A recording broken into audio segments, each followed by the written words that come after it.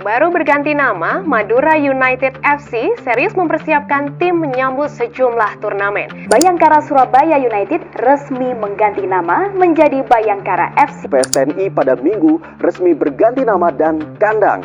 PSTNI berganti nama menjadi PS Tirta ataupun PS Tira, singkatan dari TNI dan Rakyat.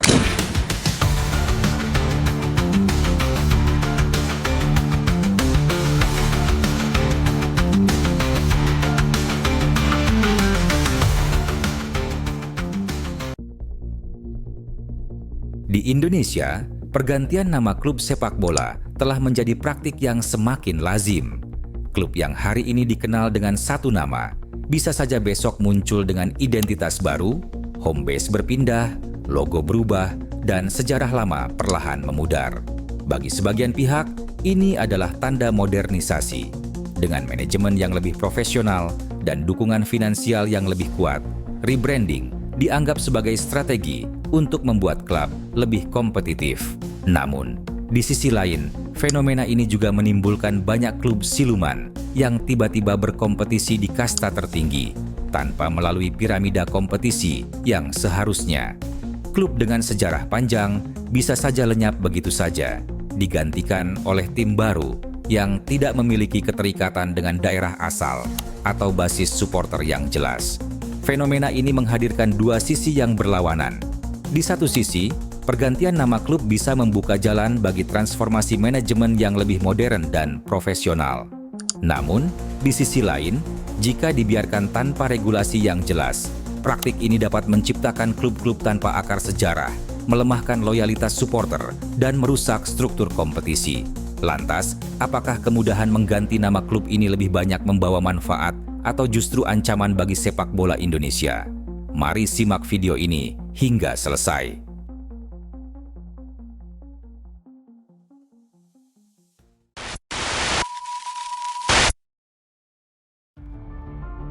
Pergantian nama klub sepak bola seringkali memicu perdebatan.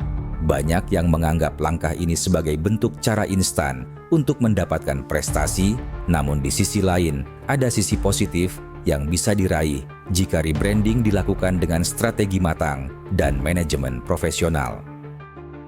Di Indonesia, di mana masalah finansial sering menjadi batu sandungan bagi klub-klub sepak bola, rebranding bisa menjadi solusi untuk mengatasi persoalan yang telah lama mengakar.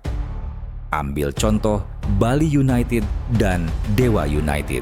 Dulu, kedua klub ini sempat dicap sebagai klub siluman karena tiba-tiba muncul dengan identitas baru tanpa banyak cerita masa lalu. Namun, siapa sangka bahwa mereka kini menjadi bukti nyata bahwa profesionalisme bisa membawa klub ke level yang lebih tinggi. Bali United tak hanya mencatatkan diri sebagai klub pertama di Indonesia yang melantai di bursa saham, tetapi juga berhasil membangun infrastruktur modern yang mungkin menjadi yang terbaik di Liga 1. Pusat latihan berstandar internasional, fasilitas gym yang proper, hingga sistem manajemen yang minim drama membuat mereka menjadi role model dalam pengelolaan klub. Sementara itu, Dewa United tampil sebagai kekuatan baru yang patut diperhitungkan. Dengan fasilitas kelas atas dan rencana jangka panjang yang matang, mereka bukan hanya sekadar numpang lewat, tetapi bertekad membangun warisan di sepak bola Indonesia. Satu hal yang jarang terdengar dari dua klub ini adalah kabar penunggakan gaji pemain, masalah yang kerap menjadi headline negatif di sepak bola Indonesia. Baik Bali United maupun Dewa United membuktikan bahwa klub bisa berjalan sehat secara finansial jika dikelola dengan benar. Tak hanya itu, kedua klub ini bukan sekadar peserta di Liga 1, melainkan pesaing tangguh di papan atas. Mereka membuktikan bahwa dengan manajemen profesional, kesuksesan di dalam dan luar lapangan bisa berjalan beriringan. Rebranding sering dipandang negatif, seolah menghapus identitas klub yang sudah ada. Namun, jika dilakukan dengan visi yang jelas dan manajemen yang profesional, justru bisa menjadi awal dari transformasi besar. Bali United dan Dewa United adalah bukti nyata bahwa berganti nama bukan sekadar perubahan kosmetik, melainkan langkah strategis untuk berkembang. Meski sempat dicap sebagai klub siluman, mereka justru membuktikan bahwa tanpa pengelolaan yang modern dan manajemen yang solid, sejarah panjang saja tidak cukup untuk membawa klub menuju kesuksesan.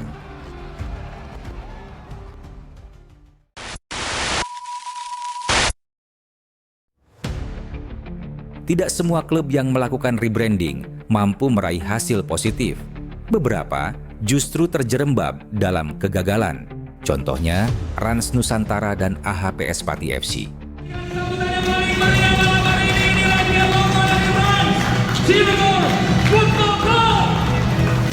Para sponsor yang mendukung perjalanan dari AHPS Pati yang akan berlaga mulai tanggal 26 September dalam Liga 2 Indonesia 2021. Meskipun dimiliki oleh figur publik ternama seperti Raffi Ahmad dan Atta Halilintar, kedua klub ini justru tersiok-siok di Liga 2. Bahkan, Rans Nusantara harus menelan pil pahit dengan terdegradasi ke Liga 3.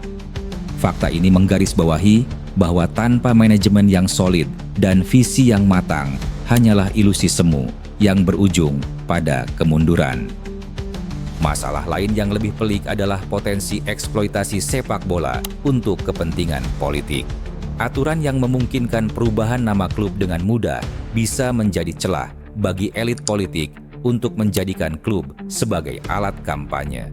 Dengan membeli lisensi klub dan mengubah namanya demi menarik simpati pemilih, sepak bola berisiko dijadikan kendaraan kekuasaan.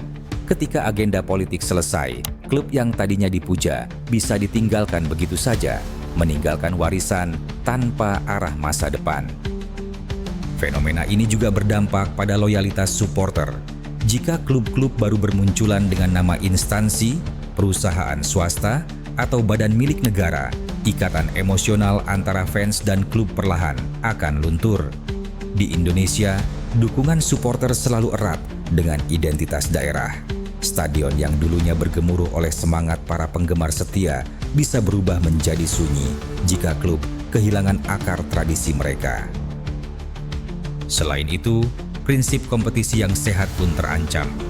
Idealnya, sepak bola adalah perjalanan panjang di mana klub tumbuh dari kasta terbawah, berjuang melalui piramida liga, dan meraih prestasi berkat kerja keras serta dukungan supporter. Namun, dengan sistem rebranding yang tak terkendali, klub yang memiliki pemodal besar bisa langsung meloncat ke Liga 1 tanpa melewati proses pembinaan yang seharusnya. Ini bukan hanya merusak sportivitas, tetapi juga mengaburkan makna perjuangan dalam sepak bola.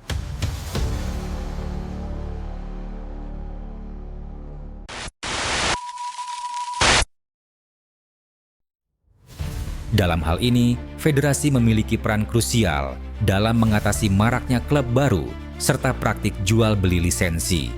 PSSI harus menanggapi masalah ini dengan serius melalui regulasi yang lebih ketat. Salah satu solusi yang bisa diterapkan adalah persyaratan waktu, seperti aturan 2 atau 3 tahun rule, di mana klub yang ingin berganti nama harus menunggu 2 hingga 3 tahun sebelum bisa berkompetisi dengan identitas baru. Ini akan memberikan waktu untuk evaluasi dan mencegah perubahan nama yang terlalu cepat. Selain itu, PSSI juga perlu menetapkan standar kepemilikan klub, seperti komitmen minimal 5 tahun, serta audit keuangan yang ketat, untuk menghindari akuisisi yang hanya bertujuan rebranding atau jual beli lisensi semata. Dengan regulasi yang jelas, sepak bola Indonesia bisa lebih stabil dan profesional. Sikat,